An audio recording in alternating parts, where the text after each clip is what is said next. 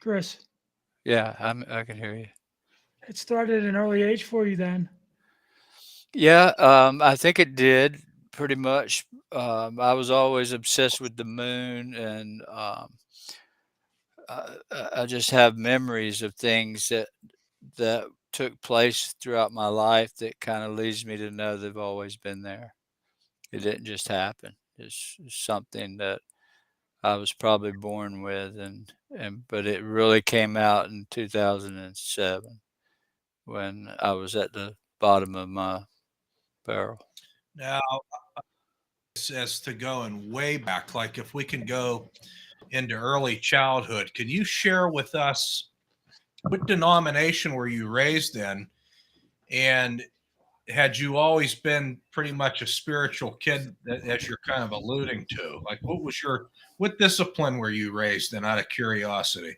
Well, I was that's not a problem. I was raised out in the country on a farm, a little community 15 miles south of Fayetteville. And in 1961, that's when I was born. There wasn't a whole lot of people in North Carolina. It was about 4 million. Now there's 13 million. Right. So I grew up on a farm and didn't wear shoes, cropped tobacco, raised hogs, went to the local Baptist church where my neighbors went. And, we just grew up in a little Baptist church. My mother was a Methodist, converted to Baptist. But in 1983, I married the love of my life. We've been married 40 years next month. Oh, congratulations. Wow. Yeah. Well, in June, I'd rather say. But she was Pentecostal holiness. Oh wow. And so I had to accept that to marry this girl, and did gladly, and became a deacon in the church. And uh, my business got so profound and growing at such a rate, I kind of backed away from that duty, but still always, had God in my heart, and was down on the river that day, um, at the end of my rope, crying out to whoever's up there. We don't know. We all have our ideas. Everybody does, but none of us really know. But I was desperate for help. I thought I was, I don't even like to talk about where I was thinking at that time because it Sure. was it Yeah. was pretty tough. But that's when these big old chariots of fire or balls of fire come out of the sky and took me away. And that turned into if you read my book in the forward, a senior intelligence guy from the CIA wrote the forward on it, Jim Semivan, and he's one of the highest ranking guys in the whole U.S. government. And he says that this case, I've probably been investigated by the government more than anybody in the world, both officially and non-officially. And I still work with them all the time. Was it because of your experience that you've had? Is that why you've been in contact with them? Yeah, well, see, in 2004 is the famous Tic Tac incident. That's when they Mm. were off the coast of North Carolina, Navy ships.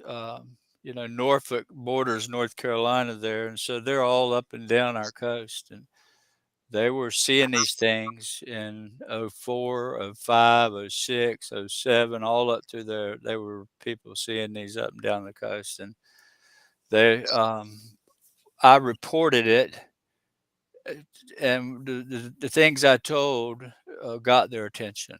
For one, the size of it. I told them it was 45 to 50 feet long.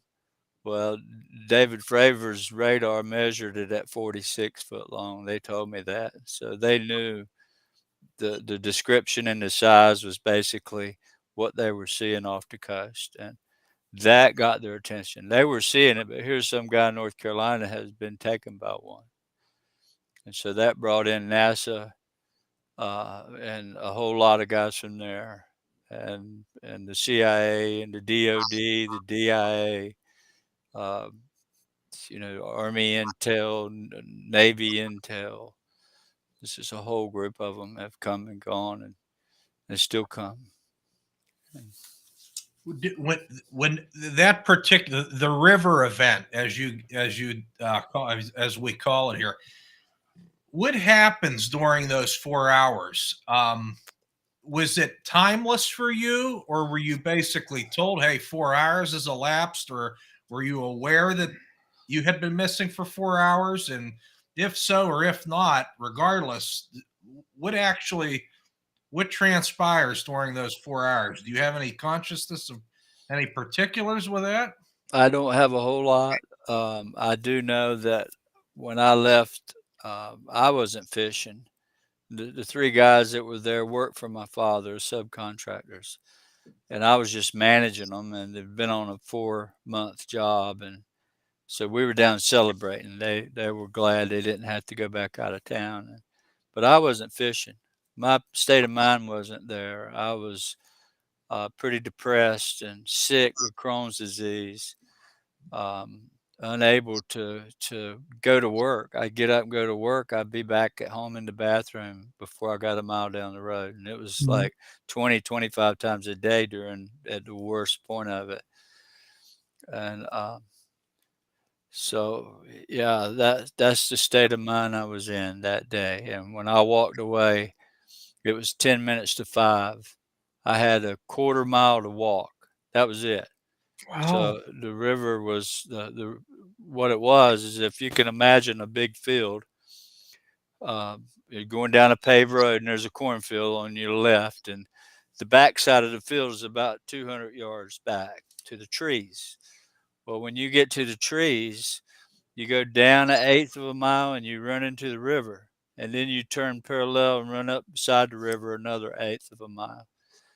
But the first eighth going down is pretty steep, 100-foot drop till you get to the bottom where it is. So I walked up that eighth of a mile and made a left turn and headed towards the west into where the sun would be showing. Of course, it was after 5 by then, good 10 minutes after 5, 15 minutes after.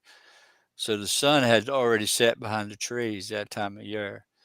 And as I got near the top of that hill, I saw what I thought was a setting sun about 300 yards, another 100 yards past the main highway. So I'm looking across a 200-yard field. My back's to the woods. And up about 100 yards past was this two big orange balls of fire, about 50 feet around each one of them, tangerine orange to blood red. And so I would say the whole time I was walking away, 10 after 5, I left the fire till I got back. It was pretty near 10 o'clock that night.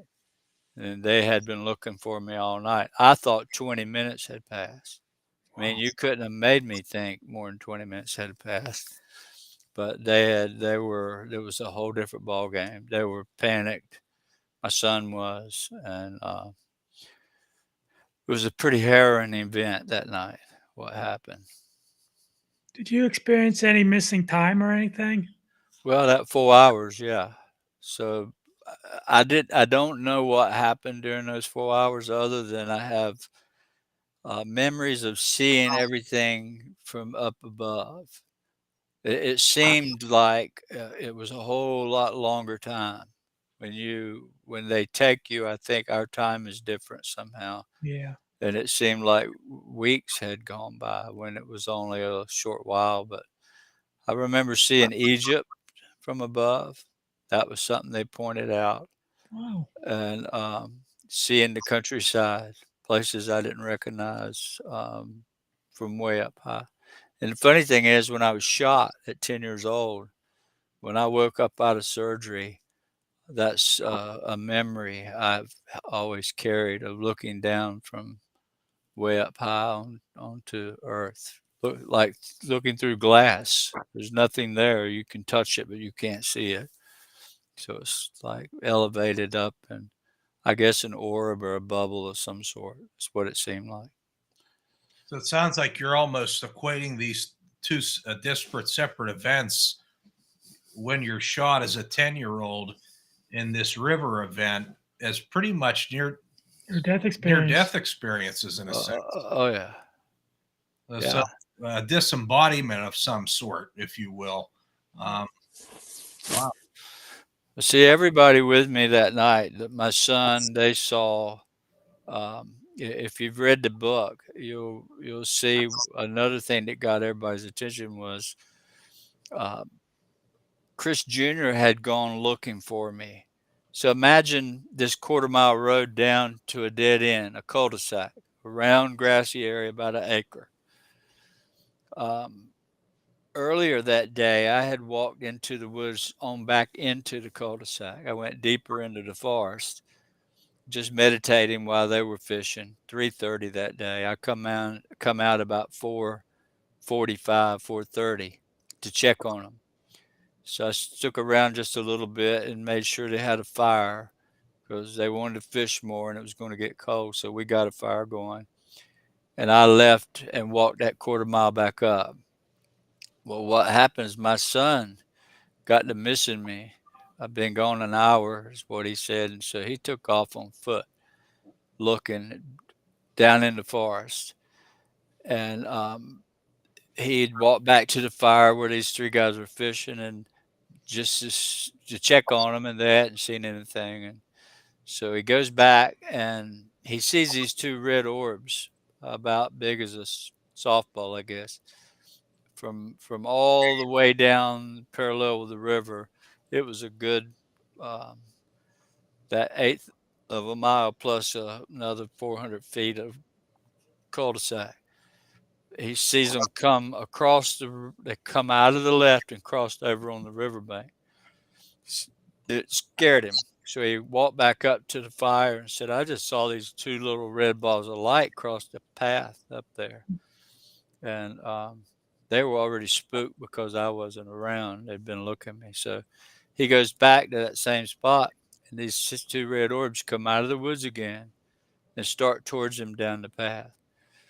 And they came all the way up to him, and he started hiding, backing himself up under this thick shrubs, which surrounds the edge of this cul-de-sac. And when they got within 15, 20 feet of him, he couldn't move. He couldn't yell. He was paralyzed. And he was gone. He was missing 2 hours. But he described these two little beings about 3.5 feet tall with these red glowing eyes. And it put him in shock. I mean, he was in pure shock that night. And all these descriptions we gave is what got the government involved because they'd heard of these before. I wasn't the first time person talking about this. But Have you had the opportunity to talk to any other experiencers over the years since yours? yeah, believe it or not, I get 5, 6 people a day writing me right now about their experiences, and I've been for the last 16 years an ear for a lot of people. Um, One thing I haven't done is gone around to these UFO events to intermingle with everybody. I was told from the beginning, from the scientific community, they'd rather me not intermingle with these people, so I don't take on whatever it is they're experiencing. So I've always stayed away from that and tried not to hear anybody else. But I still get so many people calling me, thousands, and they all say the same thing. There's one common thread I can tell you, and I can show it to anybody because I have the records. But the common thread in why this 80-year-old lady or this 16-year-old girl, they'll want to tell me the story, and the first thing I ask is, tell me first where you were in your life when it started happening. What was going on with you when you started experiencing the paranormal? And it's always the same every time. It'll be my mother died, my grandfather died, my wife left me, my husband left me, my child died, I lost my job, I lost my home. It's always something tragic and suffering. And that's 99.9% of everybody that has these experiences. If you'll ask them, they'll all tell you that same thing. It's what started it. Mm. So by that statement, you don't suspect then, with all the years that have went by, with all the experiences that you've personally had and spoken with, as you're suggesting, with other folks, that there's any possibility that this is something artificial or something man-made in some sense. Oh no.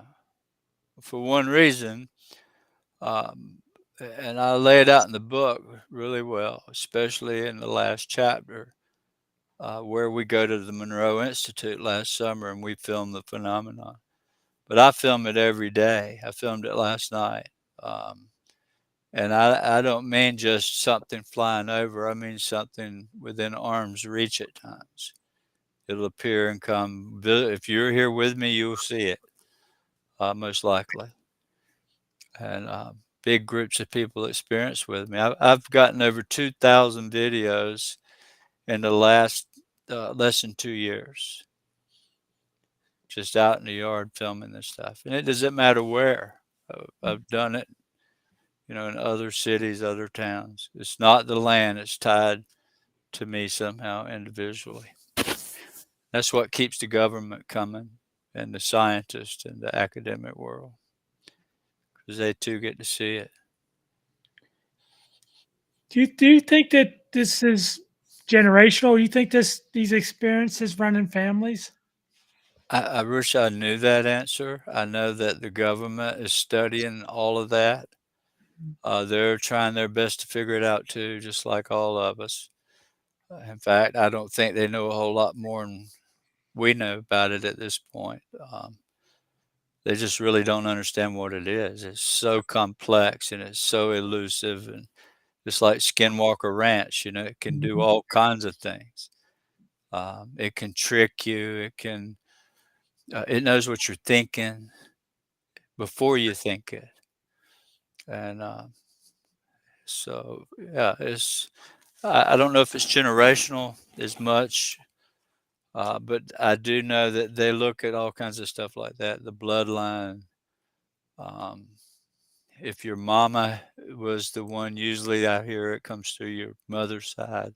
Mhm. But I don't know. I don't know those answers, and I don't think they really do. But You think there's, people you think people with Rh negative blood are more susceptible to these experiences, or do you think it's just anybody?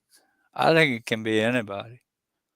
I think all of us can learn to experience it. For the most part, some people never will, because their brains just won't allow them to see it as a reality. And as long as you don't believe in it, you're not going to ever see it.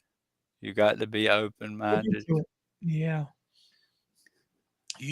Chris, you mentioned the Monroe Institute, which is a pretty famous place where a lot of studies and with paranormal research and things like that have been conducted. What did you do with it? Did you obviously you did something with the Monroe Institute? What exactly was that? And did you happen to meet a fellow by the name of Tom Campbell, who used to be their top physicist when the thing was essentially erected many years ago? I haven't met Tom. No, sir, I haven't met him. I know Joe McMonagle. I met Joe there, and Dr. John Alexander. He's world famous. In fact, if you read his last book, Reality Denied, he published it, I think, in 2017. You'll read about me in the second chapter. His whole second chapter is about coming to my house and going down on the river, and me telling him in advance that something was above us. And I just said, John, it's above us right now. And when I did that, within 10 seconds, it appeared in front of us. It just appeared.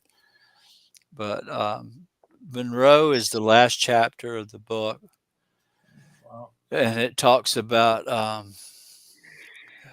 a whole group of us coming, some pretty big names if I told them. A lot of scientists there, and the big thing is they wired me up to 2 different machines with these brain scanning machines. high-tech stuff and the newest technology. Well, both machines wouldn't work with me. Russ, the electrical engineer from UVA, said, "There's no reason these machines shouldn't be working. You've just defeated two of our best machines." Wow. And yeah, they could unplug the thing, and then my left side of my brain would read on their computer screen without anything hooked to me. And they just couldn't ever get them to work. But and there'll be more about that this summer. I think it's going to come to light. But we filmed the phenomenon for 4 nights. We had a lot of it show up, and we filmed in fact, one particular orb we filmed for an hour.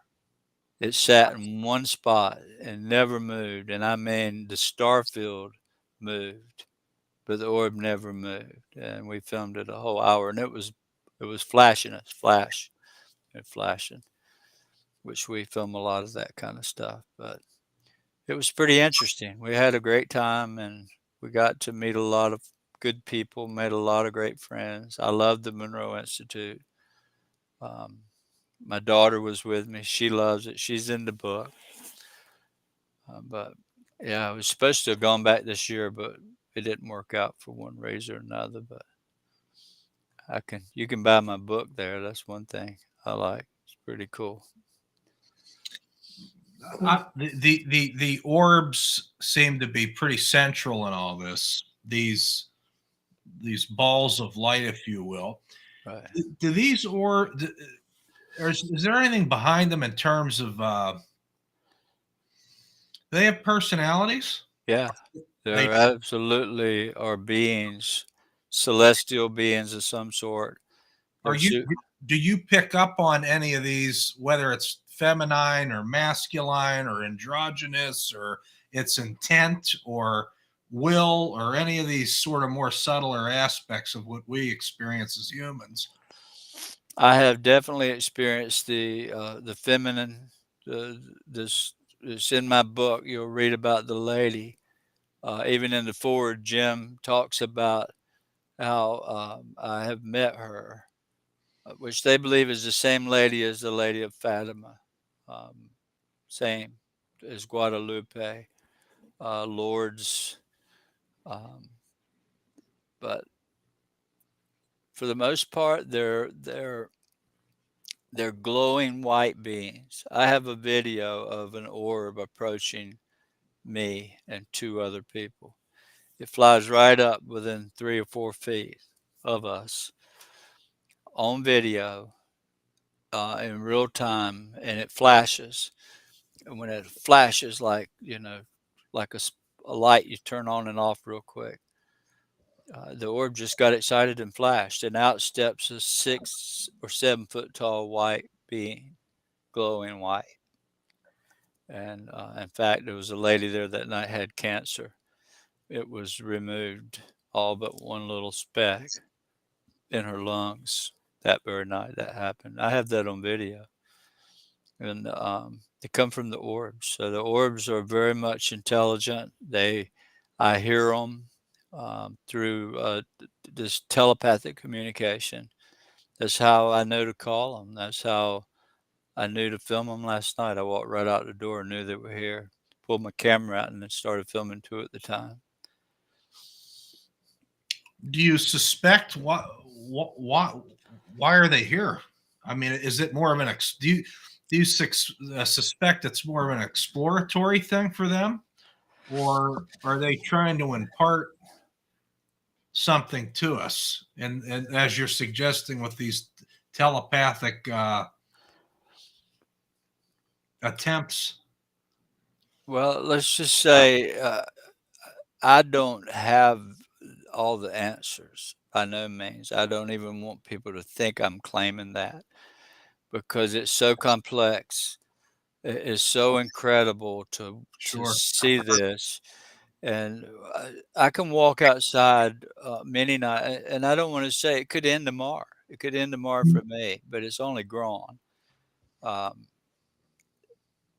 and it's grown in such a manner that it's got a lot of people frightened about it, what's really going on. In fact, In 2019, Easter, every year at Easter, something magic happens every year. Mm.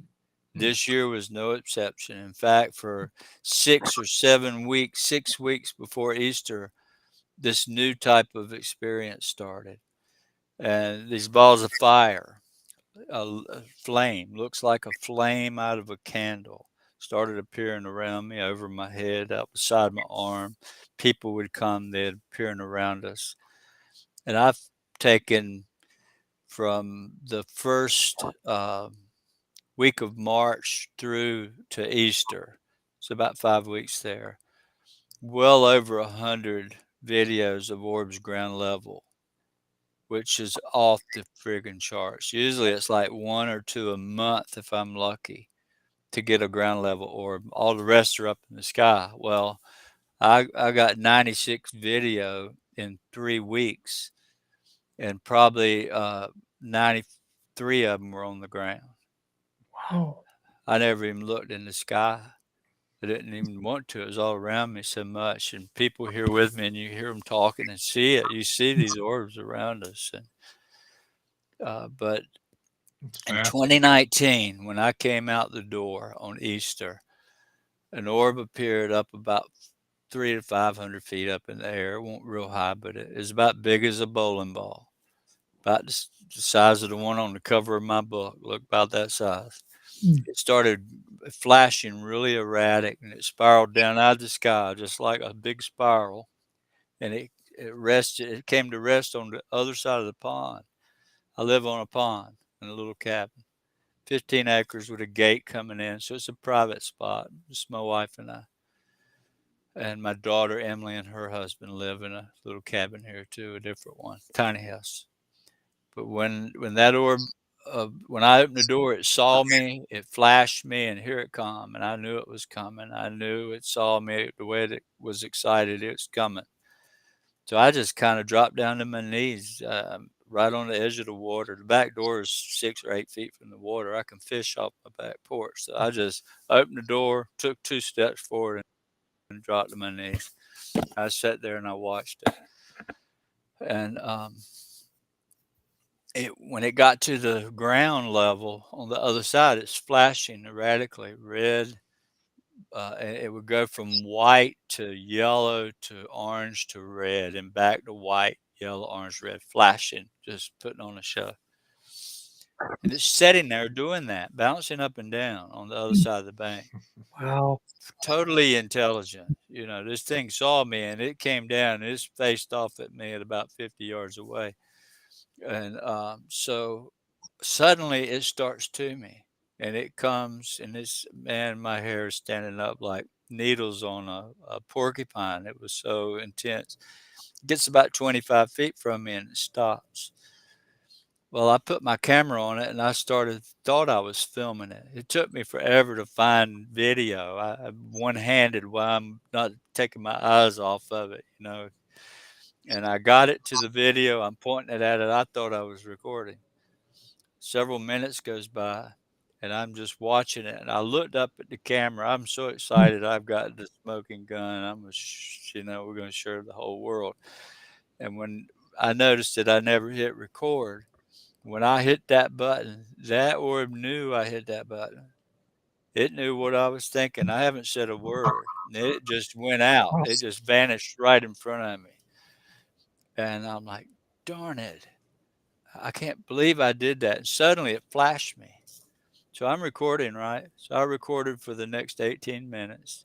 That orb sitting in one spot, 25 feet from me, flashing me every few seconds. It's just over the water, you know, chest high. But to tell you what I wanted to say is in 2019, I hadn't spoken. If you read my book, you'll see I was really sick at that time with rheumatoid arthritis. I had been on chemotherapy for about 6 years, and I was down to 150 pounds, hardly unable to walk. In a wheelchair if I went anywhere. My wife pushed me through the airports, and so I was not really public, not talking, not doing any kind of talking.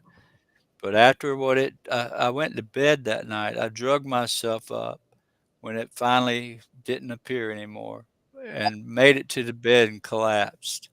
Just totally like, I don't know what happened. I was drained. But when I woke up the next morning, I knew what I had to do. It put the information in my head and said, tell everybody you know to lock their doors, save up their food, and stay inside because trouble's coming. So immediately after it told me that, it said as well, we don't like the suffering that we're seeing. So we're going to let you help us with witness and camera, share our presence to the world. And on top of that, we're going to start appearing worldwide in large numbers. We're going to help wake the people up. That's what they told me. So I went to telling this in 2019. I did 10 interviews, 10 podcasts. I haven't done one in years, but I had no shortage of people reaching out wanting to do them. So I just went back through my cell phone and found everybody that Richard Dolan, Jimmy Church, all these guys. Yeah. So I went out and started talking just exactly what I'm telling y'all. And at that time, I was getting one video every week, maybe one video a week. Immediately, I started getting 5 or 6 a day. Now it's up to 40 and 50 a day ever since then. And I can tell you they're appearing around the world in big numbers. Oh. There's no doubt about it. But Did you ever ask this question, why you? Why me? I get asked that all the time. Mm-hmm. And trust me, that's why the brain scan stuff. And I think we'll see more of that. That'll come more to light as time goes on. But there's something there that um, I don't understand. I don't think nobody does. Because you're the person with the most, official and unofficial experiencers probably in the world. Right? That's what they say.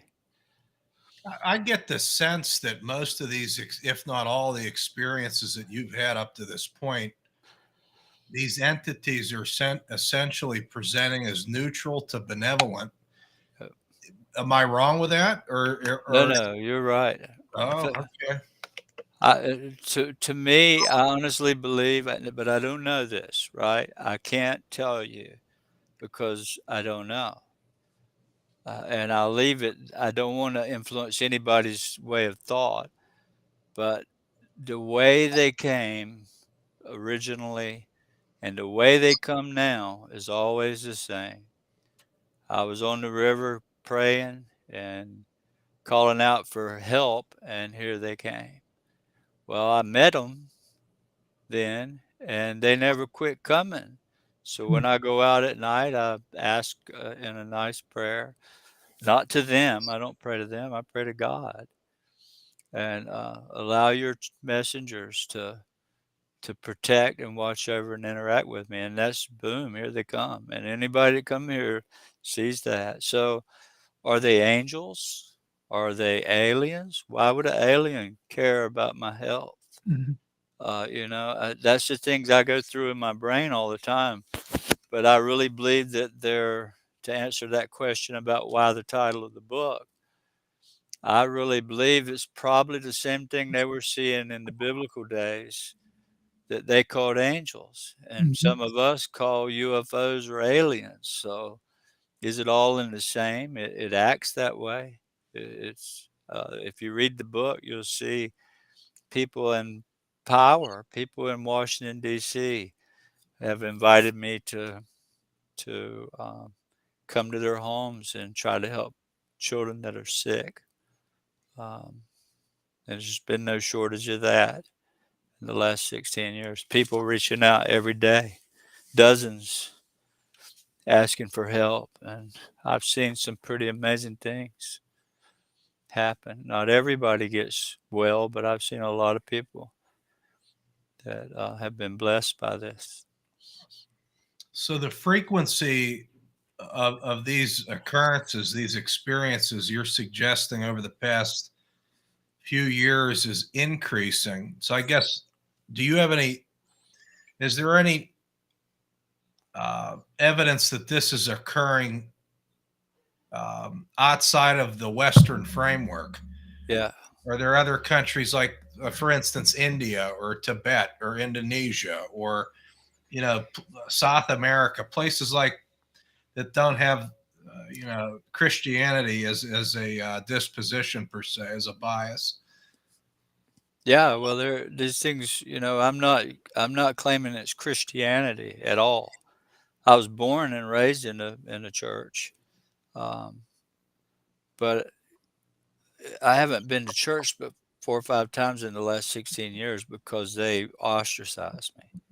My church came against me and told me, "You're messing with the devil," and they brought holy water and all that to my house, and my wife is still dedicated and goes to church 2 or 3 times a week.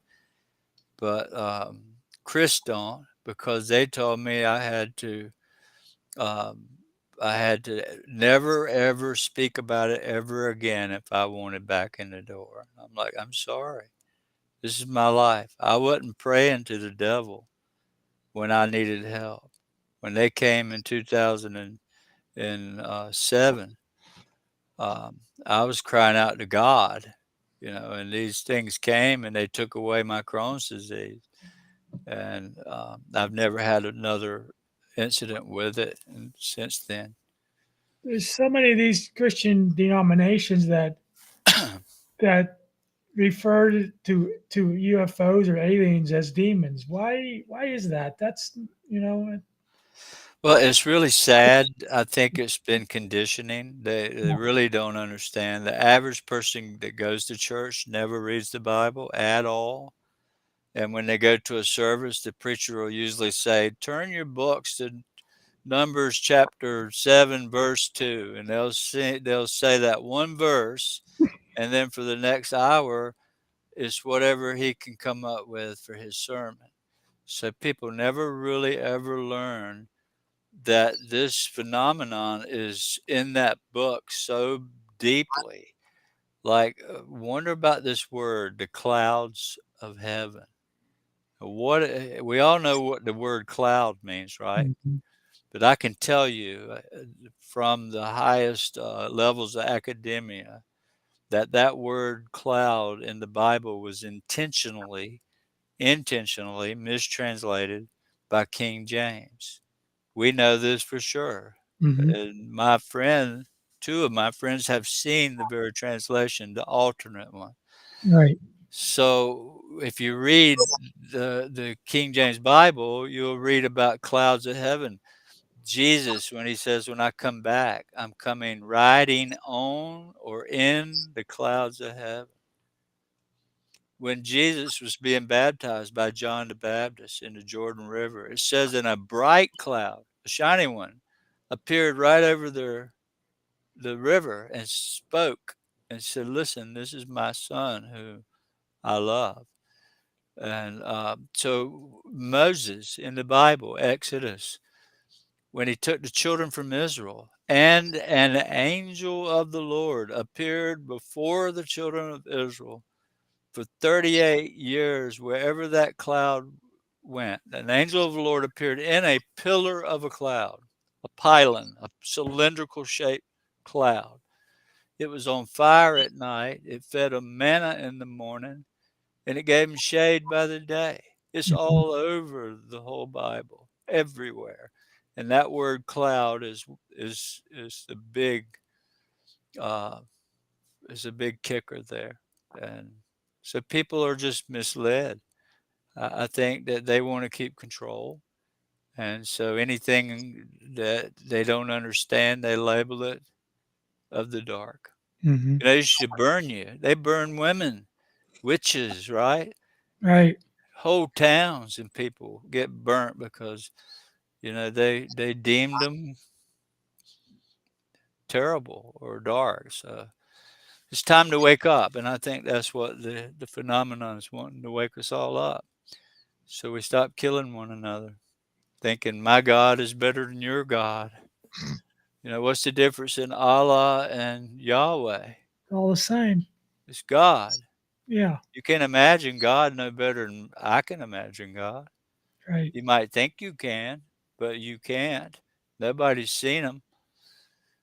And God is God. So to whoever, so it's time we all learn that and Yeah. stop killing one another. I think that's where it's heading. And that trouble in 2019, when I spoke about it, that had to have been COVID.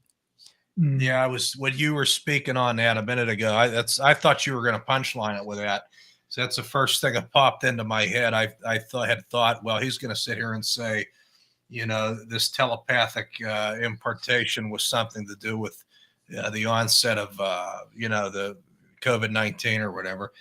But that's interesting. So because you wouldn't be too folly to make that stretch, because if there was this ominous sort of prognostication imparted to you, and then how many ever months later, here we are, COVID-19. Yep. Well, Well, let's say this. I was in San Francisco in February of 2020 in a wheelchair. They pushed me up through the airport. I made it to the first in-person conference that I'd been to in years, 8 or 9 years. And I'm saying the same thing. Trouble's coming. I didn't know what trouble was. sure. Yeah. But when I got home 2 weeks later, COVID hit.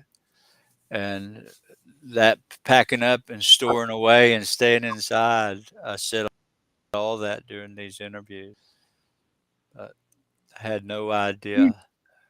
Do you think that's why this phenomenon's on the increase, because they're watching us? They're maybe hoping that we don't destroy ourselves. Yep, 100%. I think they're going to wake us up. They're doing it. And the government knows this, but they don't know how to tell it because it's conscience-based. And what does that mean? What does conscience-based mean? It's supernatural. It's like spirits. These things are like spirits, not like a physical. And people wonder, well, how do you get this with technology? Let me say this. In 1947, Kenneth Arnold reported seeing these chevrons. He even drew them out. They look like bat wings, sort of, little chevrons. And there were several of them. They were a few miles away, and they were flying and kind of fleeing back and forth, And he said they looked like if you took a saucer and you skipped it on the water, but the news thought it was funny. Flying saucers, right? Mm-hmm. So what happens in the next 50 years? Everybody sees flying saucers. In the 1800s and the 1700s, all you got to do is go back and pull the reports from England or Germany that keeps records. They were seeing ships like the Mayflower. They called them sky ships with glowing sails. In fact, there's one that went over England and an anchor tore off the top of a chimney from a flying Mayflower that was going across. The Indians reported white glowing canoes. What happened when the flying saucers went away? It became triangles in the 80s and the 90s. Everybody was seeing black triangles. Then Chris comes along in 2007, and I see balls of fire. And the only way I could say it was they were like an orb. Well, that term stuck, and that for the last 16 years, everybody sees orbs now. Where's the flying saucers go? You know what I'm saying? Yeah. It's conscience-based, and so is it all the same phenomena? I don't know. Maybe it is. Maybe there are aliens out there flying around with, ray guns and the Galactic Federation. That's just not my experience. Mine has been more supernatural, and I've documented my experience. I haven't in a journal that's good, but by video evidence and some notes, I have documented for 16 years this thing. If I could just ask you, if we could go back to the Monroe Institute, where you said they attempted some studies with you. It sounds like maybe some type of imagery or even some maybe some frequency studies or things like that to see if you had, I think they practice something called hemisync down there, if I'm not mistaken, where they try to get the hemispheric synchronization to allow a person to enter different states of consciousness, if you will. So they you said that they put some apparatus on you, but they weren't able to pick up anything up with you, or they were picking up a signal that they weren't familiar with, or could you explain that a little bit more? Well, yeah, and this is in the last chapter of the book. The They wanted to see how my brain ticked, Uh-huh.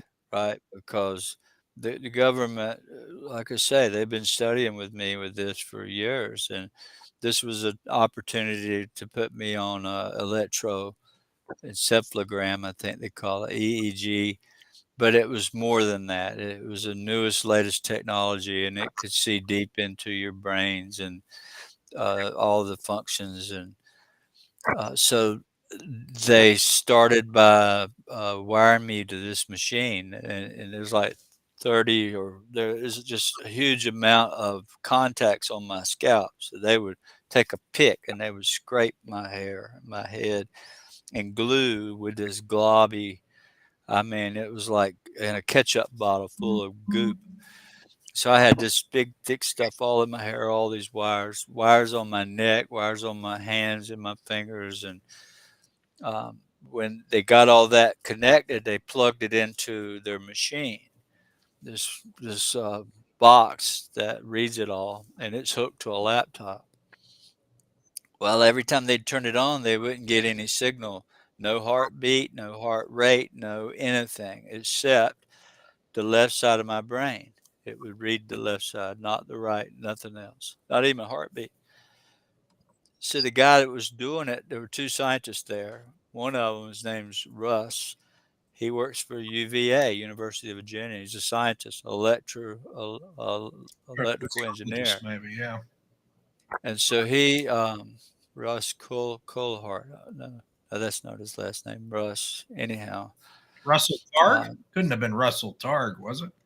no. He's a But anyhow, Russ wired me up, and the scientist at the laptop was a female, and she started laughing. And he looked at me and he said, "There's no reason this thing shouldn't be working."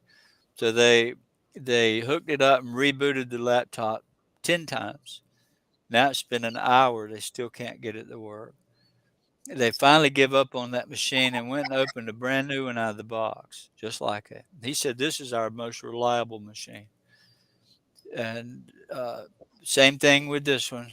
They changed the wiring harness. They changed the box. They all new.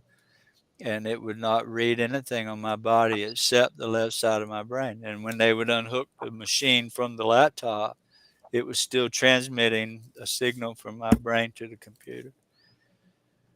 So they never got the data that they really wanted to get. They did take a third machine, which was a cap, like a shower cap, old-timey 32 censored machine. They put it on my head and they started doing brainwaves with it. Their newest technology wouldn't work. Then they hand me two boxes. They had these little boxes that they set this up. Dr. Hal Putoff sent by carrier a piece of metamaterial. Now, I didn't know this. Not even Russ knew this. Only one person knew it. But it was a piece of material that come from one of these machines that we perceive. And one box had nothing in it. So while they had me wired up, they hand me this box you can't see in and said, "What's in it?" And I looked at it, and it's just, you can't see through it. And it's about a little plastic box about an inch and a half square and about a half inch thick. I said, "A piece of paper, maybe, a postage stamp, something square laying in the bottom." And all it had was paper in it. The other one, when they handed it to me, I immediately saw what looked like a green and white flash of a bug. It looked like a bug fleeing away, living organism, but it was green and white and bluish color. And didn't know it, but I nailed it. They even told me, that, dude, you nailed it. One box had nothing. The other box had this metamaterial, and they know this metamaterial, it glows. It's like a living piece of metal. I've seen them under a microscope, and they're moving. You can see the lights inside the material moving. So I passed that test, and, but there'll be more on that later this year. Did you even know you had that ability at that point? Because you weren't necessarily.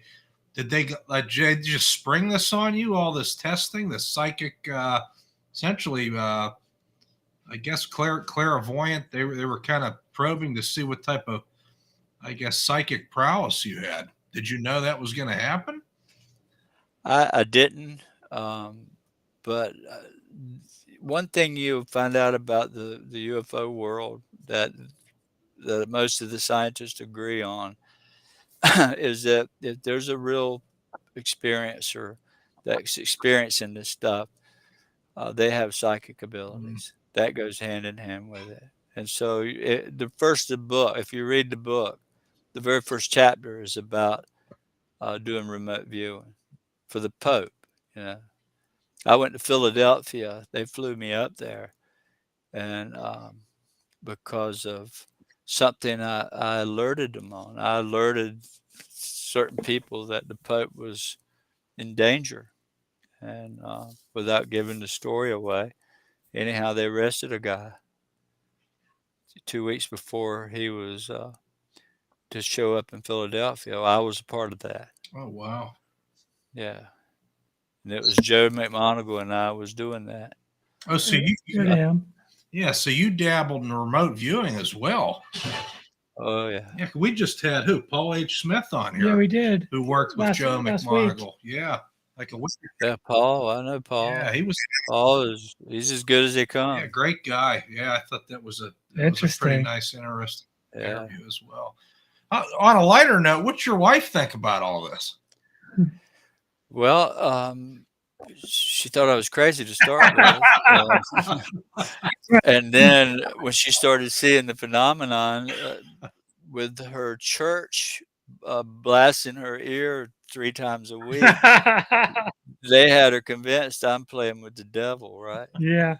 And so my children, to keep, they were all about daddy, right? But they couldn't talk to it about mama because she would just trying to keep sanity in the house. She would just, fight for us. Don't talk about that with them. Well, now it's part of her life. And, yeah, we all see it together.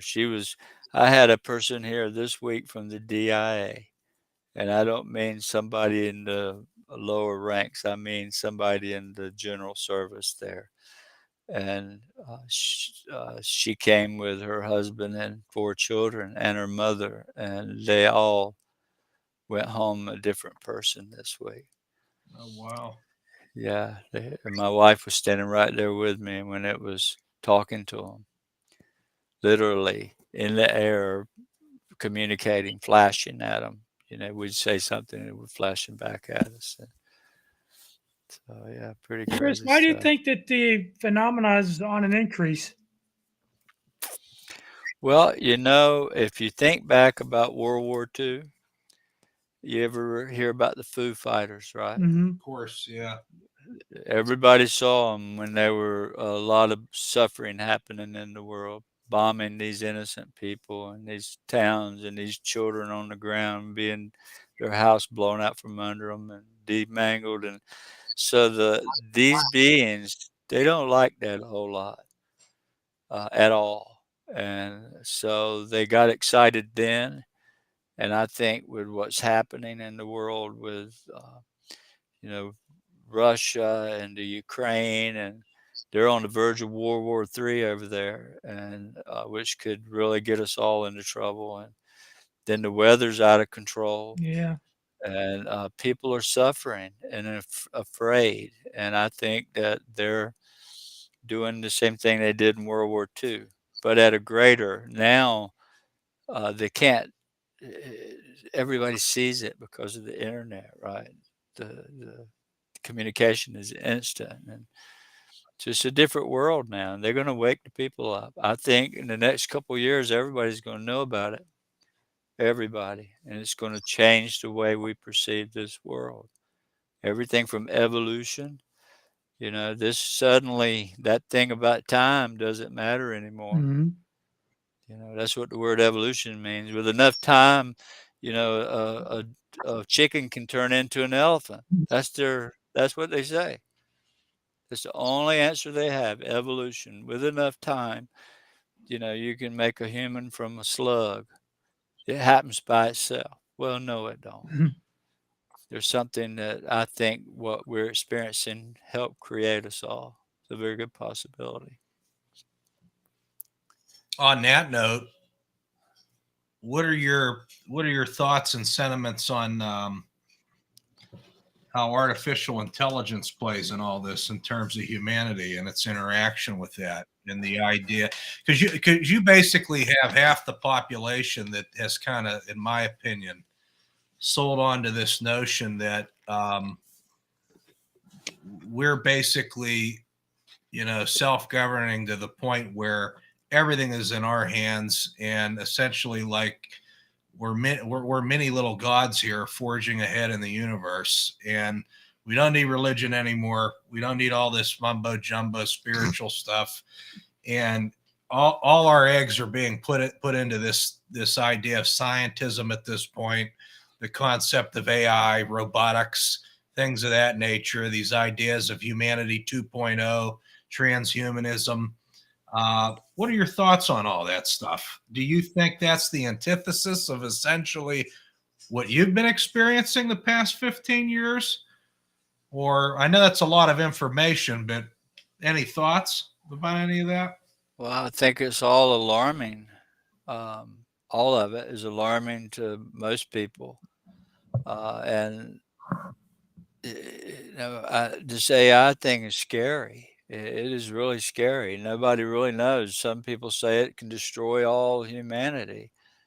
And maybe this phenomena sees that and knows that. They know in advance. They know our future. I can tell you right now, they know what everybody thinks before they think it. Mhm. From the highest authority in the land to the lowliest animal. They're that powerful and that forward looking. So I don't know. All this other stuff I reserve. I don't want to comment on some of it.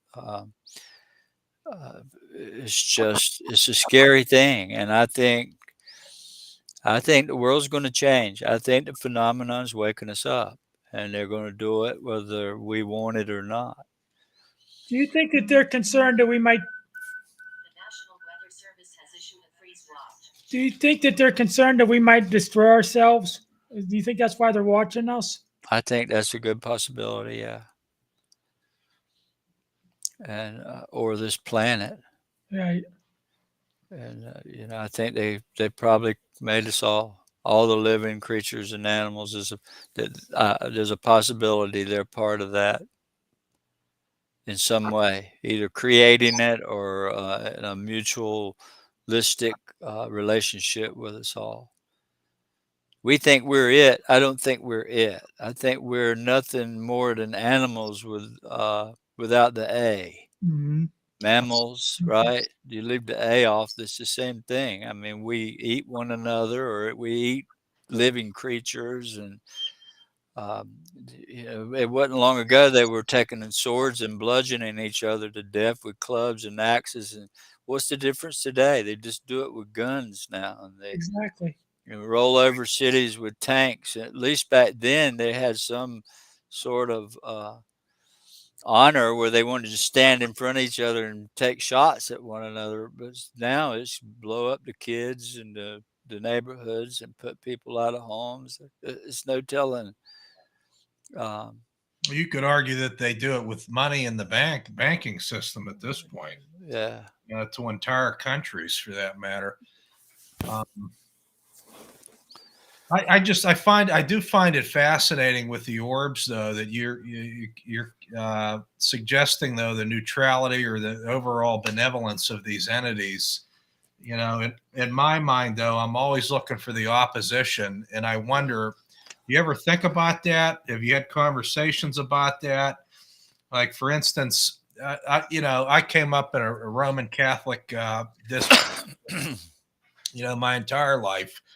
And I noticed in cinema and in pop culture, especially the past 15 years or so, you got a lot of these movies like these exorcisms, for instance. You just had a new one come out recently with the Pope's Exorcist or whatever, with that Right. famous Australian actor. What do you think that might be, comparatively speaking? Well, I think it's just like it's been from the beginning of time. There's good versus bad, So light versus dark, yin and yang, good and evil, hot where and cold. where do you think you got the courage, though? Like, I don't know that most people would be open to, I guess, a sense of what I presume you were, which was basically wonder, the elicitment of awe. In the sense, it doesn't seem like you cowered away from any of this. It seems like you've basically embraced it full heartedly, and you're Well, full I steam did. ahead. But I don't know that everyone would be able to do that. A lot of people, I think, would be petrified by something like it, just because their worldview would be basically inverted, or shocked to the point of its core. Um, like I think I heard in one of your interviews. I watched a couple of them earlier today, just to get a sense of uh, what your message was, and it sounded like originally, and maybe even today, you've had some difficulty with your own family members, essentially, really questioning what the heck you were doing there early on with all these experiences. Um, what do you say to people like that, though, like that are having grave difficulties trying to make ends meet with these sorts of possible experiences and what they mean to them from a worldview perspective? Well, that's a big question, and all I can do is lead by example. Um, when it happened to me, I was crying out to God because Mhm. I had just come through a doctor poisoning me. I had a doctor, 2004, was treating me and didn't test my blood.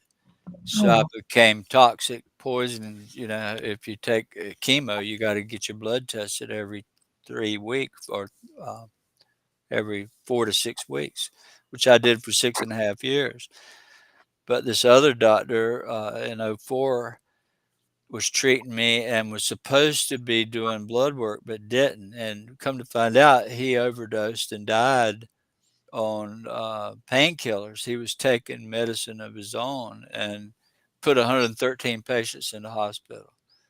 So that's where I was in '04, and I'm recovering 2 years from that, plus still with Crohn's. I was ready to die. I was not in the right. I wasn't the same Chris I was when I was 14 years old, or even 25, because I was beat down to nothing and just come through the worst experience from a doctor. And so I was crying out, God help me. How do I feed my children? How do I get them lunch for school? You know, from making a lot of money, living in a big house to having nothing was a hard adjustment for us all. And so I was crying out, and it came, and it took this Crohn's away from me. But now I'm happy and I'm free from this burden, this disease. But hell all of a sudden set in because my community and my church and my family and everybody's like, "Oh my God, you're Satan's best friend now. You are playing with the devil." And so I didn't take that very good lying down. So immediately I became ostracized from everyone. And I just went out and continued my relationship with God, and these orbs kept coming. and they keep coming. And today, I'm going to introduce them to everyone. Yeah. It's going to happen. Yeah. My sister has this friend that believes that aliens are demons. Yeah. These beings, and then he's crafted of the devil. And like, He's not educated on the right, situation. That's why. All of them in the church, or they don't know where. Let me say this: we all hear this crazy thing about the Nephilim, right? The Nephilim. Well, do you know there's only one word in the Bible, one little sentence in the whole entire thing that says that, and that's in Daniel. But yet they have volumes of information about the Nephilim. But here's the kicker: in Genesis 6, verse 4. It says, and there were giants in the land in them days, hmm and there afterwards, when the sons of God came into the daughters of man. And the children of those were of great renown and old age. So they flipped the whole thing. They're saying that these giants were the Nephilim. They were the children of the angels. It's not true. hmm It says there were giants in the land in them days, and also after, when the, the children of God came down into the daughters of men. They were here before and they were here after they did that. hmm And it says that the children of the angels were of the old age and renown. That would have been Noah. That would have been Moses, or these people that lived 900 years. They perverted the whole thing. Go to Google and Google sons of God. We're the sons of God. right. We're the sons of man, but we're the children of light. But it goes straight to the Nephilim. Google does. hmm Where did that come from? Who programmed that? There's no such thing. These angels, the children of the angels, the Bible straight up says they were of old age and men of great renown. But it says that the giants were here before then and after. So they perverted the whole thing. Somebody has. Right. Out of fear, Yeah. fear and control. It's time to do the study. Yep. Yeah, I mean it's totally fascinating. I imagine the past 15 years or so that you've lived. I imagine, I don't know if you can share with us, but I imagine you probably have some folks that are in the know-how that are wanting to. They might even be actively doing this with you now. I don't know, but some sorts of really comprehensive studies and so forth to try to maybe concretize this from an evidentiary standpoint, so Yeah. that we don't let these data points per se just sort of escape off of just mainstream documentation, if you will, so that we can take these sorts of things and collate them and present a better case, I think, for things like this, these phenomena, so that they're not so nebulous, as they have been in the past years.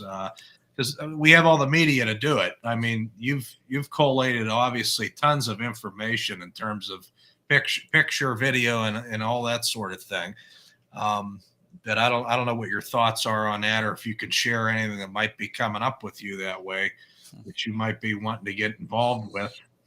Well, I can tell you, there's some stuff coming out later this year that will bring a lot of this data to light.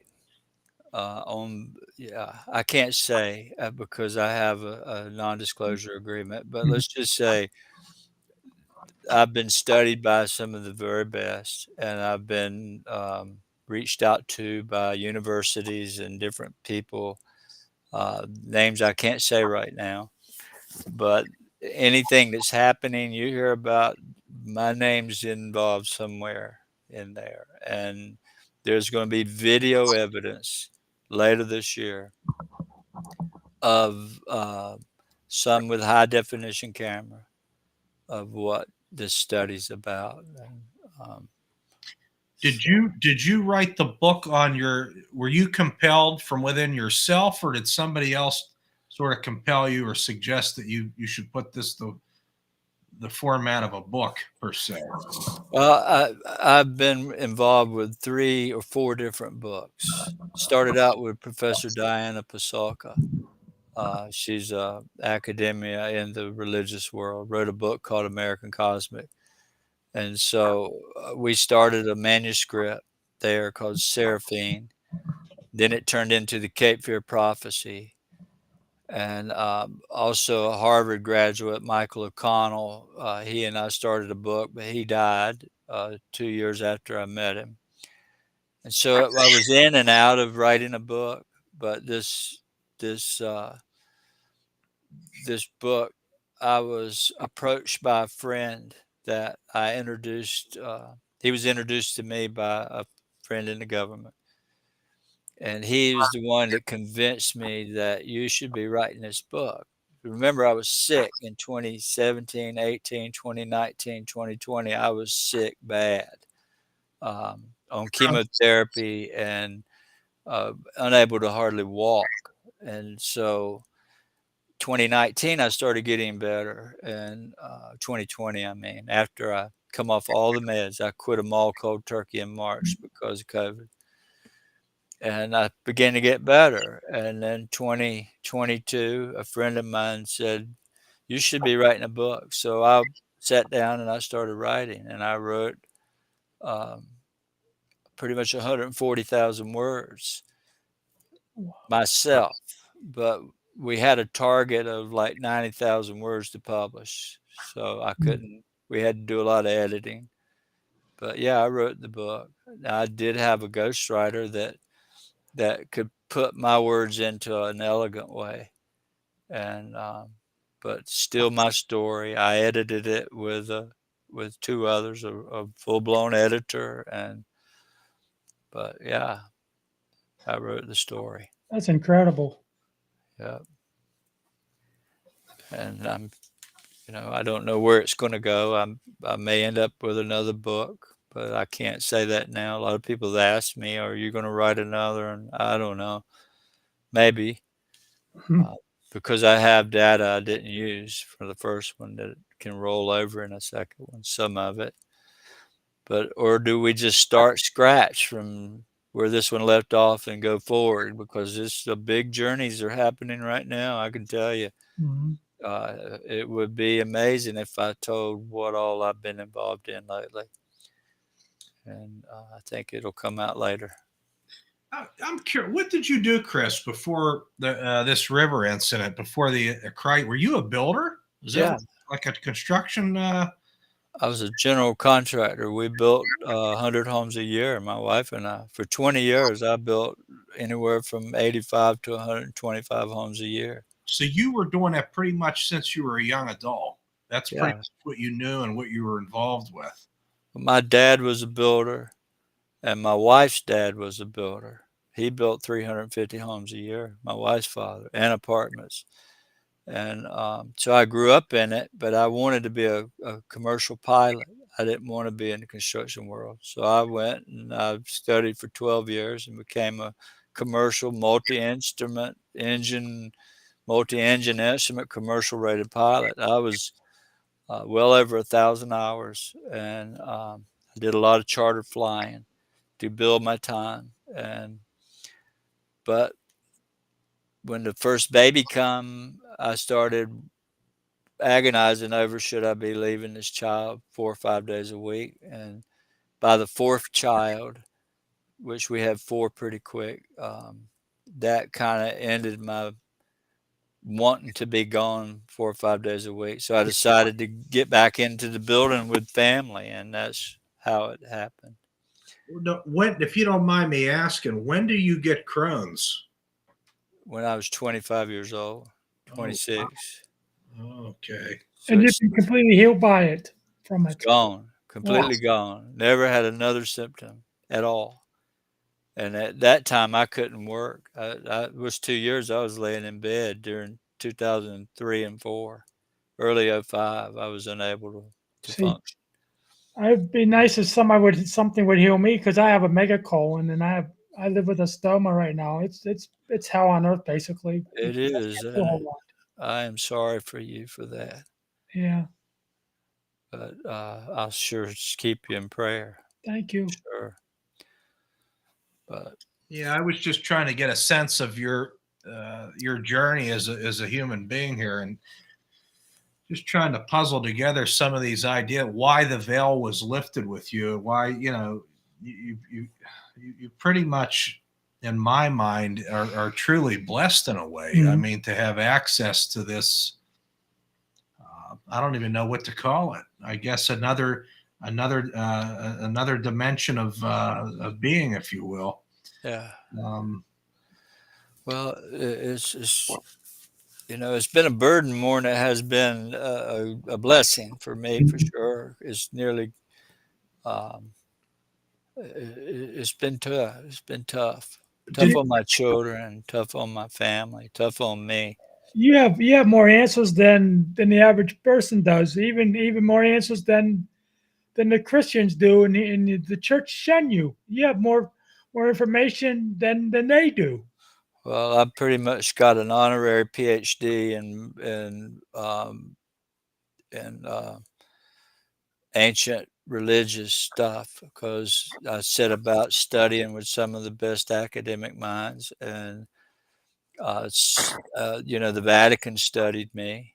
They were right up my wanting to know all about the lady, and oh wow, yeah, can you go into that? When you say the Vatican, did you travel over there? Did they come to you? they came to me. Their representatives did, and Sent somebody over here. and they ended up going to the Vatican while I was especially sick at that time, and they were texting me while on site there, getting a personal tour of the Vatican archives, and that was a friend from NASA and a friend in the academic world, and a Jesuit from the Lucifer Telescope in Graham, Arizona. Did you ever get to a point where you just wanted to walk away though from all this as well? Because it does seem like it has to be exhausting. It is until I walk outside and the heavens light up and here they come. And this happens all the time. I can send you videos where I walk up my front door and immediately flash, flash, Thank flash, you. sky starts flashing, and then here they'll fly away, and then they'll come right back by me. The next minute they're around me on the ground. Yeah, it's fast. I've done quite a bit of reading in my life and looking into these sorts of topics in my spare time. And one of the things I notice of people that have access to stuff like this, it seems to be very grueling on the body. Like the first person that comes to mind is someone like an Edgar Casey, for example, where he would go into these mediumistic Trances. states and he would perform all these activities and help people and all this sort of thing. But at the end of the day, it kind of burned him out. It's kind of like a potbelly stove where you're putting the highest BTU woods into the thing, and Yeah. eventually the stove burns out. So I wonder, you got to be experiencing some of that with all Yeah. these interviews and solicitations and I mean, what are you doing to keep, I guess, physically and mentally fit as you go? Well, I'm lucky that I live on 15 acres. It's private, in a little cabin on a pond, and I have all my ducks and geese, and that's one thing that's really strange. Um, I was a big hunter Mm. and was in the Boone and Crockett World Record book for shooting one of the largest bears in North America, black bear. But I don't do that anymore. And I'd never seen this before. Ducks are very skittish. Hunters need to get in a blind. They need to get calls. They need to put decoys out and all this stuff, right? I have 100, 150 mallard ducks or different geese and ducks will fly in here and fly right up to me, stand around my feet, wild How do ones. they Totally react to the wild. phenomenon? They react to it. I have it on video. You can hear them honking and squawking when they come over. Yeah. So does my dog. My dog sees it. I've got videos of him with orbs, and he's looking at them, barking, and they're flashing all around So him. your sense of relationship then with just the flora and fauna around you is, it seems like it's changed unbelievably from, Yeah. pre to post experience with all this. Gave me a new look on life, and nature is a really big part of this. It's all about nature, and I think the Egyptians, they get a black eye for, they're worshiping pagan gods and all. Well, if you look, all their gods are birds and animals, Hmm. all of them. They don't, every one will be an ibis bird or a hawk or a falcon, um, forces of nature. And if you look at Ezekiel, Ezekiel talks about the will within the will, that these opening or cherubim land, and out comes an angel. How did he describe it? It was like a face of a man, a face of an eagle, a face of a cow, and a face of a lion. So there you go. Nature. It's just like the Egyptian nature gods. It's all part of the natural world. We're just one little. We think we're it. That we're supposed to be elevated higher than a cow, but we're not. Yeah. God made it all, and it's all sacred. Here's a And that, question from Matt in left field. When you were a young boy, did you have anyone that you admired in your family or outside of your family, and why? well, it was my dad was my hero. I grew up from 5 years old. I shot my first deer at 5. I was working with him at that age. I grew up cropping tobacco, raising hogs, and building houses because Dad started building houses when he got a little older in life. Learned building tobacco barns. That's how he learned it. Was he a farmer? Yeah. Is that what you're saying? He grew up as a farmer. Yeah, my whole family were farmers. My great grandfather wrote for the Farmer's Almanac. He did articles and stuff. So yeah, he was a big truck farmer. But Dad got burned out on it, but he was a big man. My dad was a big man. He was 6 foot 3 when he was younger and about 300 Oh pounds, wow, all up here, strong guy, all in his 5 arms. four, Yeah, sort of your. Mhm. yeah. He was a mountain of a man, and I grew up with a fishing pole and a shotgun in my hand. Was he pious? Um, in what way you Did he mean? go to church? Did he pray, or did it not so much? Not so much, but he always believed in it, but he didn't go to church a whole lot. Neither did my mother when I was little. Uh, she's dedicated now more than ever, but when I was young, I found church on my own. My neighbors, they always talked about going to church, so and mom had took me a few times, but I went because I wanted to go. All the kids in the neighborhood, and there weren't many, within 10 miles, there was about a half a dozen was all. And that's where we got to see each other either at school or at a church gathering.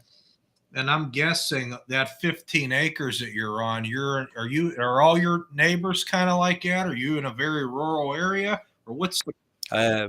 I'm right here where I'm at. I'm in town. I'm a quarter mile from the city limit, and I have restricted airspace from both Pope Air Force Base, Fort Bragg, and Fayetteville Airport. 2,500 foot and above is restricted airspace, and it still appears right here all around me. Oh wow. And there's been government people out here wondering how it is this stuff is appearing next to Fort Bragg. All this, so they talk about it. I promise you. Yeah, that's interesting because it seems like a lot of people that have these experiences, they tend to have that.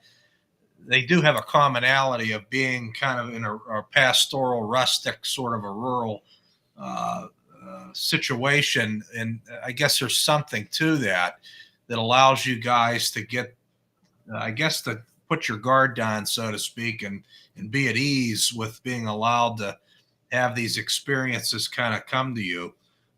Yeah, yeah, that's pretty good said. If I lived with a house 30 feet on either side of me, I wouldn't feel comfortable. Right. But being I've got a fence with woods on either side and, um, plenty of room, it's just a lot easier here. You guys ready to take a break? Sure, we could take a break. Okay. Yeah. You're listening to Supernatural Realm on the VARA Radio Network. Our special guest, Chris Blystone. We'll be right back right after this. Don't go away. Take a break here.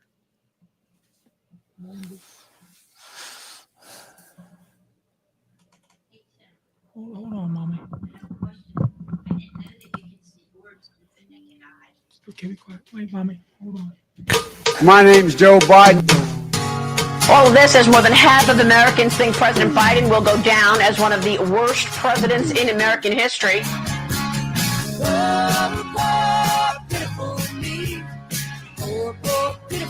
I keep forgetting I'm president.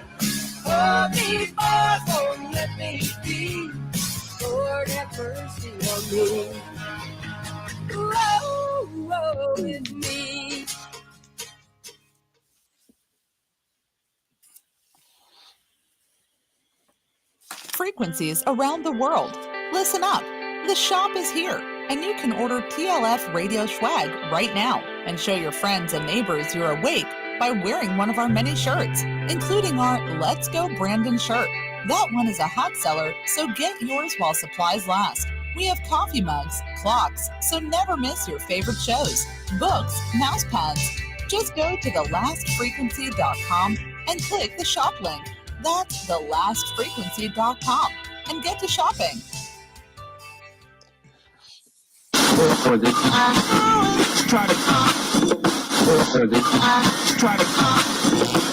The search is over. You found us. You're listening to The Last Frequency. Don't forget to hit the donate button on the way out. That will help The Last Frequency stay on the air. Just go to lastfrequency.com and send some good frequencies our way. Or take advantage of one of our subscription levels designed to help fund what is free for all. The Last Frequency Radio. Frequencies everywhere. I want to tell you where you can get your hands on some really good designer face masks and tees. Oh yeah, we've got our own line, but let me tell you about another one. All right, and you could go, well, first off, not only can you get your face mask, but you can get bumper stickers too. Oh yeah, put those babies on the back of the car, put them wherever you really want, and stick them up and let people be aware that The Last Frequency is here. If you go over to lastfrequency.com and scroll down to the bottom of the webpage, you will see on the right-hand side a banner with a UFO on it, and it has, well, it's linked up. You click on that banner, it'll take you over to the website for your purchases of these fantastic bumper stickers, these masks, and, well, everything your little heart desires. It's all right there. So go on over to thelastfrequency.com and click on that banner. You're listening to the VARA Network. Hey, frequencies of all walks of life. Keep up with all things TLF Radio by joining our mailing list. Go to the bottom of the homepage and fill in the form. You'll get everything from guest info and show info and other important station-related information. So sign up now. Frequencies around the world. Listen up. The shop is here, and you can order TLF radio swag right now and show your friends and neighbors you're awake by wearing one of our many shirts, including our Let's Go Brandon shirt. That one is a hot seller, so get yours while supplies last. We have coffee mugs, clocks, so never miss your favorite shows, books, mouse pads. Just go to thelastfrequency.com and click the shop link. That's thelastfrequency.com and get to shopping. A lot of people are concerned about the future. Join the club. Global problems are having local consequences. Too many of them. Take food shortages, for instance. Supply chains could break down at any moment. as we've all learned the hard way, that means now is the time to get yourself some emergency food from our good friends at My Patriot Supply. They're America's largest preparedness company with millions of happy, well-prepared customers. Their food lasts for up to 25 years in storage. It's an insurance policy you can eat. When you need it, it will be there. Those who know what's coming are using today to prepare. Click on the banner on our website at www.lastfrequency.com and just click on that My Patriot Supply banner and get yourself prepared for whatever may come. The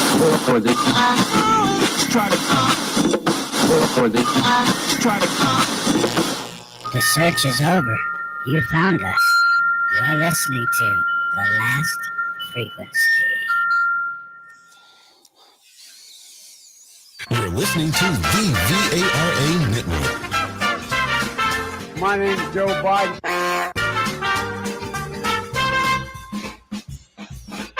My name's Joe Biden. My name's Joe Biden.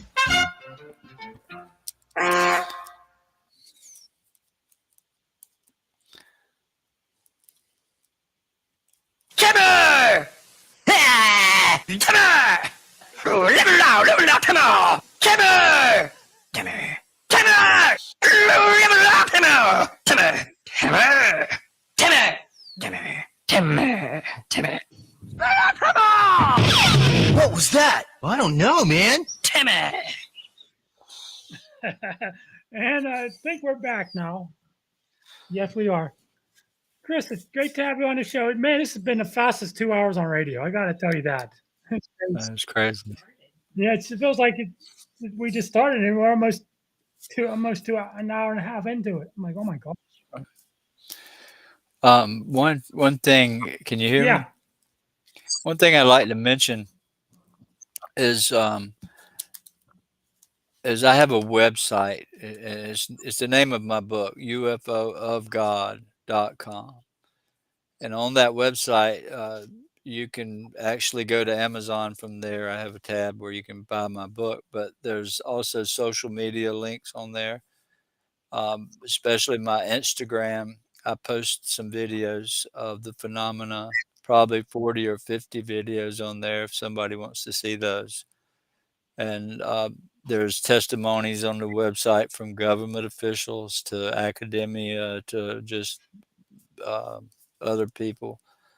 And we're going to be adding new things to the website, links of events to come, where we might be signing books. But yeah, so it's UFOofGod.com. Are you in any? Is that book in major book retailers yet, like Barnes and Noble? Yeah, it's at Barnes and Noble. It's at it's not in the stores because I self-published on Amazon and Barnes and Noble and Apple, iTunes, but Amazon's the main one. And right now, it's the #1 bestseller in like 5-6 categories. Oh wow! Which is overwhelming, and it's been that way since we released it February 19th. So it's still holding its own pretty good. Very proud of it. Chris, I just sent you a friend request on Facebook. Okay, I got you. Okay. Man, it's been such an honor and privilege to be able to talk to you, Chris. I mean, this has been wonderful this evening having you on here.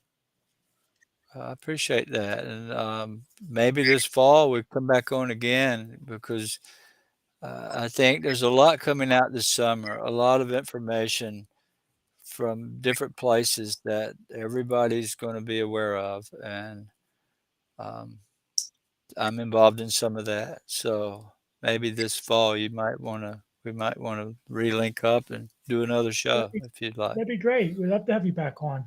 Oh, yeah, I think that would be absolutely awesome. You, I know you mentioned earlier on you have not really mixed it up with your UFO people per se, but I got to ask, has Stephen Greer been in contact with you, and have you had any conversations with him?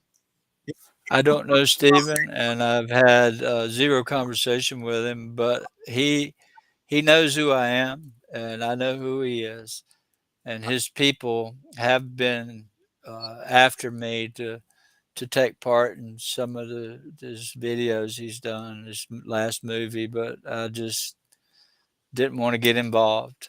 Just wanted to stay neutral, but I don't know him personally, but he has reached out to me. And how about Richard Dolan? You mentioned him as well. He's pretty prominent. He's a phenomenal author and researcher. Have you had the time to interview with him, or? Yeah, Richard's a good friend. I've interviewed. I did 4 interviews with Richard in 2019. Remember me telling you about the orb coming in 2019? Well, 4 of those were on the Richard Dolan show. Couple with Jimmy Church. Yeah, Jimmy Church. And some others. UFO News. I forget all of who that I went on 10 or more interviews and from Easter until the January, all trying to say the same thing, that there was trouble on the way, and that I was told we're going to let you share with witness and video in a much bigger way. Do you think disclosure is coming, Chris? Yeah, it's already here. Mhm. The government told it in 2020. Yeah. Funny, I was in 2019, 2020 telling it. And the government during COVID went out and said, and a lot of people missed it because of COVID, right? But they said the UFOs are real. We know they're real. We're seeing them. We're tracking them. And that was admission there. But of course, people want more. I mean, I could bring out a video and show you if an orb comes out of the sky and lands in the yard. People was like, I want the free energy. I want to know where the goods are locked up. I want this. I want that. It's not about, finding the truth that we're not alone. The biggest secret to man is, are we alone? The biggest question, is there a God? But they energy. They want something that is just the government can't give them. It's about consciousness, and that's where everybody's got to change the way they look at this thing, I believe, to understand it. It's more magical, supernatural, like the name of your show. Mm-hmm. It's supernatural. Yes, there is. What are your thoughts on COVID-19 and how that plays into all this, if at all? Do you think it does? Do you think what's your opinion on it? I'll just leave it at that. Or do you even have one, or do you want to share one with everyone? Well, I have much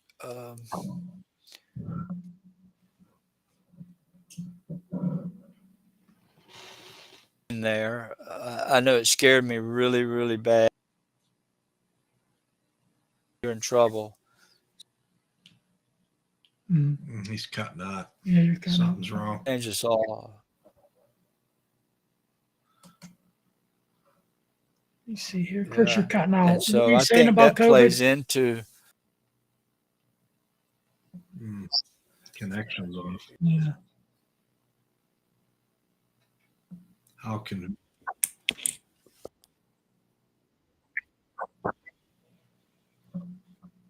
must be my internet. Yeah, you. Can you hear me? Yeah, we can hear you now. Yeah, I wonder if that was a purposeful cutout. Right? Yeah, that's weird how that happened. You started talking about COVID, and all of a sudden he cut out. Yeah. What I was saying is I don't have much opinion there. It was a scary thing, and it scared the whole world. And I think that marked.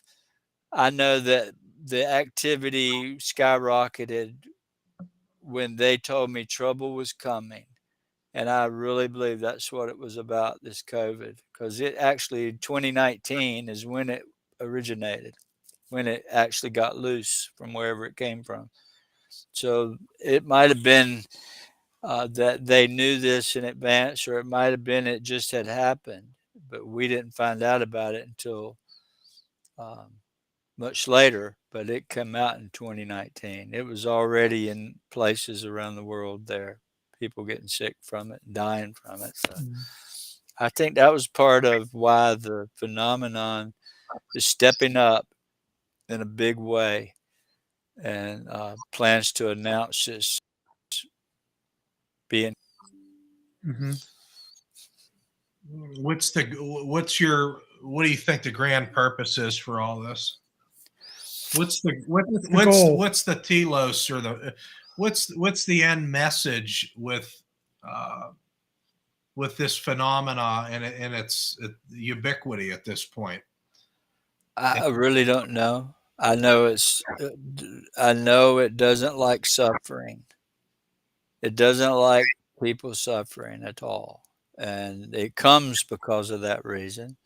If you test 1,000 people, they all tell you they feel sorry for us. It came because my husband died. I've heard it so many times. 80-year-old women, their husband died. All of a sudden, stuff starts happening in the house, lights showing up outside. Always the same. When World War II was going on, the Foo Fighters were everywhere. People didn't know what it was. Nowadays, we know more about what it was, and we know it's showing up in the same manner. And I think this time they're not going to stop. They're going to keep coming until there's a new knowledge to this world. Where it goes from there, I don't know. But they're forced to tell it. The government is forced to tell it. They have no choice. Because if our government doesn't, England or France or somebody's going to. Somebody has to. Yeah. So it's going to happen. And the internet's demanding it. And so it's just a whole new world. What we're going to wake up to, I don't know. Right. I don't know.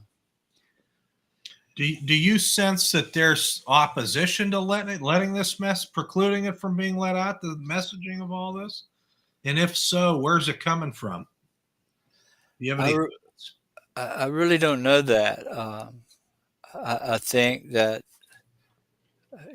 all I can do is speculate. That's just what we're doing right now. The biggest thing I can tell you is that the phenomenon is real, and I can share it with a lot of people and have in the past. As far as where they're from and what they want, I can't only give you my thoughts on that. And then it's still speculation, right? So there's a lot of study to be done, but I think it's worried about us, our existence, humanity's existence, and the earth.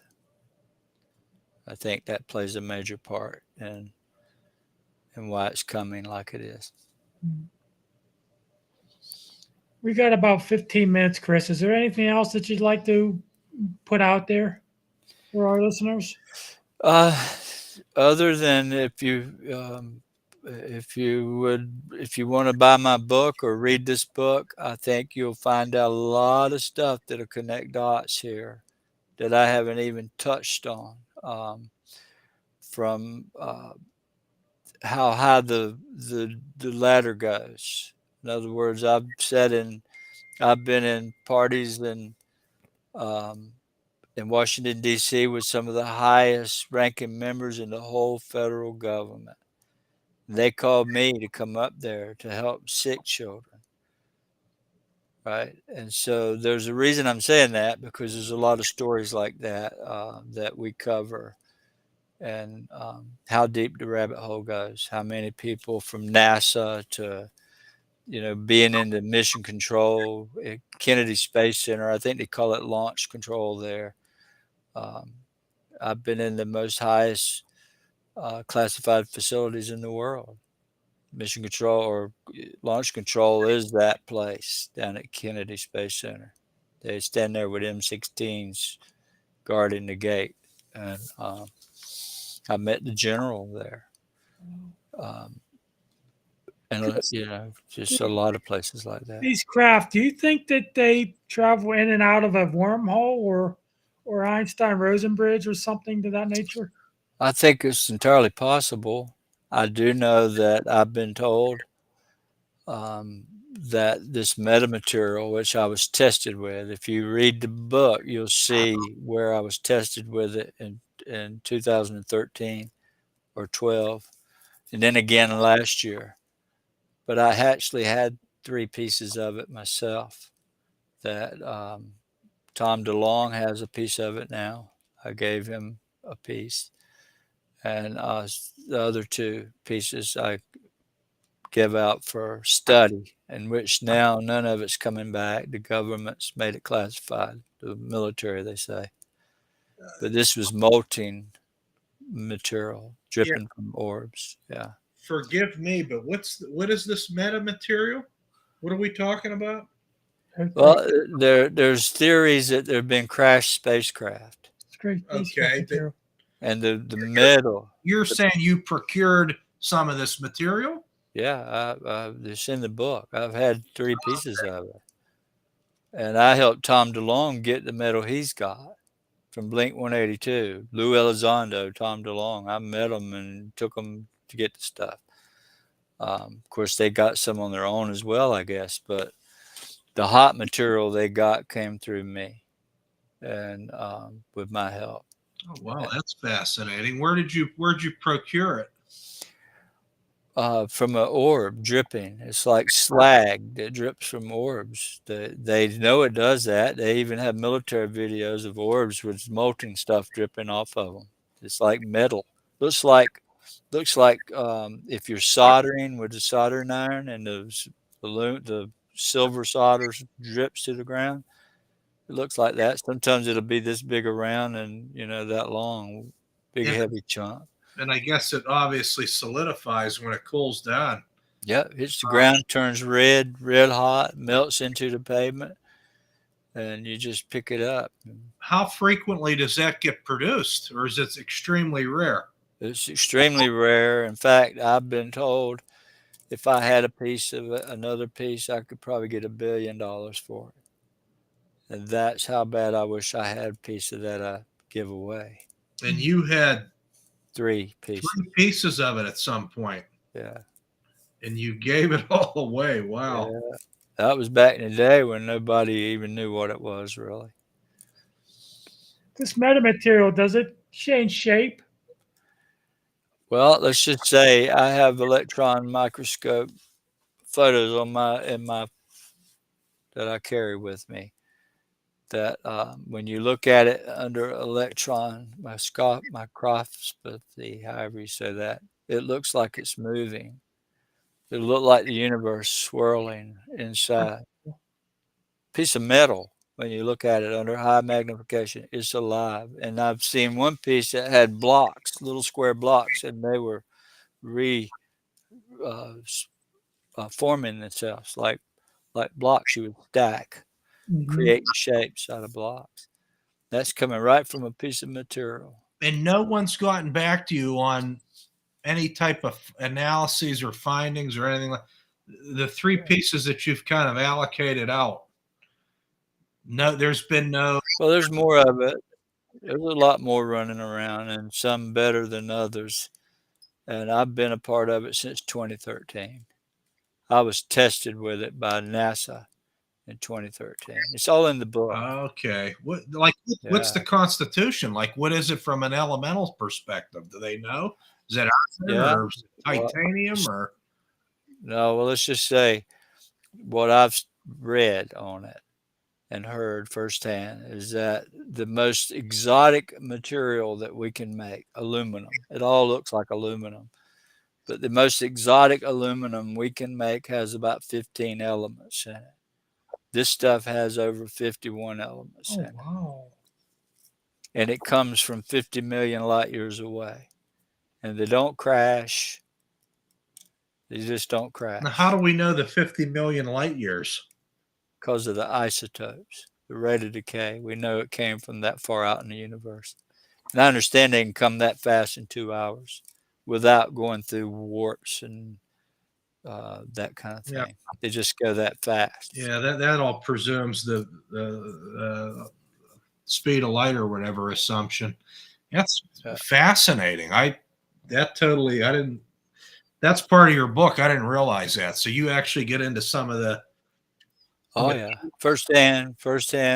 You know, I'm the first guy talking about this stuff. I was tested with it, 13 years ago. Now, when you say tested with it, what do you mean by that?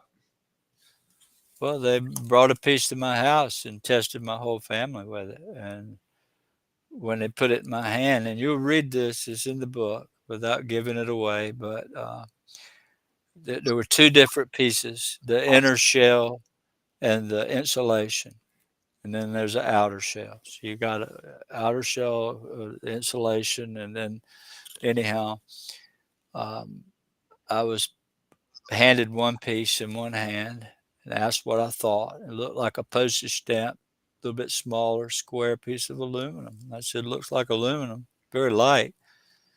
When they put the other piece in my hand, it was like aluminum foil, but it won't crinkled up. And you could move it about. It was about this big, 2 or 3 inches square. You could unroll it, but it wasn't crinkled. But the minute it hit my other hand, somehow or another, they made a connection through my body. And my eyes started turning dark and my arms started thumping. And next thing I hear is this guy looking at me this close to my face saying, "Why you?" And I'm like, "Excuse me, what just happened? What do you mean, why me?" Wow.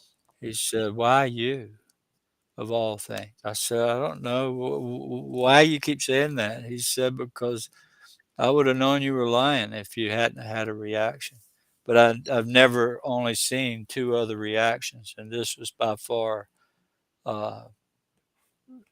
entirely different than the other 2. Incredible. So that interaction, that testing is what got me into launch control and to meet the general at NASA and to be in the astronaut crew quarters. I got to sit in the very seat that John Glenn and all those guys before they went to the moon, their bedrooms where they slept for weeks before the launch. I got to walk out those double doors. You'd see them walk out holding their air machines, and they get in a what do you call those campers? Airstream bus. NASA still has that bus where they would escort them from their crew quarter out to the launch Oh, pad. wow. Right. So they stayed in these quarters with the doctor and the den mother, just a specialized group of people that took care of them for weeks before the launch. They had to have no cold and so on. But I got to play in all that equipment. I got to see the suits they wore and sit in the chairs. And yeah, it was special treatment. And not very many people. They told me only 300 people in the world's ever been in that building since the 50s. Oh, wow. That's only one president and no congressman. And I asked, why did you bring me in here? He said, well, let me just say this. He said, when these astronauts go to space, he said, they always bring something back. And it's here. And when you leave from here, you'll never be the same person again. And I can tell you, I've not been the same person since that happened. So there's a lot in that book. There's a lot of stories that. Well, Well, I definitely have to have you back on. I want to get a copy of your book and read it for sure. Yeah. you, I have to say, as an interview, as an individual with these experiences and this lifelong journey and the story and the sharing of it, I don't think I've ever heard anybody as positive with the overall gist or premise of your entire message is just positivity. And I just find that quite fascinating. And I just had to share that with you. Because usually people have darkness and some very, Negative experiences. Basically, there's like negative connotations with a lot of these sorts of talks. But I haven't found that in your interview whatsoever. I just think it's a testament to whatever you're here to deliver. for all of us. And I just find that fascinating. And whatever you're doing, I think you're doing a great job with it. And I'll be happy once I get your book to really kind of fine tooth and comb it and kind of go over that to see what I can glean on top of the interview. I just want to thank you. I really appreciate your time and your interview here. I appreciate you both and for having me here. And yeah, I think after you read the book and then a little later in this fall, I think we can come back and have more to discuss about what we found out this year and about what's all in that book. Because that book has got a lot of different information. You probably would blow your mind. A lot of it will. But one thing I can do, and I have been able to do, I shouldn't say I can, because it could all stop tomorrow, but I don't think so. But I'm able to document what I say. If I tell you I'm interacting with this, I can prove it. Mm-hmm. And for 16 years, it hasn't eaten me. It hasn't tried to take me in any harm or any bad way. So I have 16 documented years of experience with something that I love to have experience with. I seek it. I go out and look for it because it's like children. I just think it's phenomenal. I just think it takes a lot of courage and bravery. I mean, because essentially what you're describing is occulted material relative to the rest of humanity. Because there's only a few people like you on the planet that consistently are able to experience or have experiences like that. And I just find it fascinating that you have the fortitude and the courage and the ability to sustain that sort of an engagement on a consistent basis and document it on top of it and talk about it and write about it as eloquently as you've been doing here. So, once again, I thank you for that. Chris, did you happen to have the opportunity to talk to Alan Hynek about your experience? No, I know Paul Hynek, and I've talked with Paul. And one of my best friends, which he died in 2020, was from NASA. He had become almost a father figure to my children. He was the first scientist in our home in 2008. He showed up, and from that point, he never quit coming 2, 3, 4, 5 times a year. And my children were young then, and he took a liking to all my kids. And Awesome. he got to be with my daughter when she graduated college. He got to be with her on her birthdays, and my children, he'd come for their birthdays. But he actually got his degree in astrophysics from J. Allen Hynek at Ohio State University, and he went to work with him as a part of his team of Project Blue Book. Mm-hmm. And so, yeah, and you'll read about him, Dr. Hal Povenmire. He was an astrophysicist. He was also a rocket scientist. He was part of the shuttle missions, part of the Apollo missions, part of the Mercury mission. He was there before it was called NASA. And he worked with Wernher von Braun from the very beginning. So I know a lot of people. Yeah, we've got Paul on the show. Yeah, Paul's a good guy. I really like Paul. Wonderful guy. Yeah. Good stuff. Keep up the good work. That's all I can say. Hey, I appreciate it. We all need to do it. Yeah. Well, thank you for having me. And just was going to say, remember, you can go to ufoofgod.com, and there you can go or straight to Amazon and find this book. And I think you'll learn a whole lot more, especially how high the government connection with me goes. It goes clear to the president in Washington, Okay. all the way back to Obama. Well, very fascinating. Thank you so much, Chris. It's been great. We'll definitely have to have you back on the fall. Okay. I appreciate you. Thank you. Really do. Have a good night. You too. All right. Appreciate you guys. Thank you so much. All All right. right.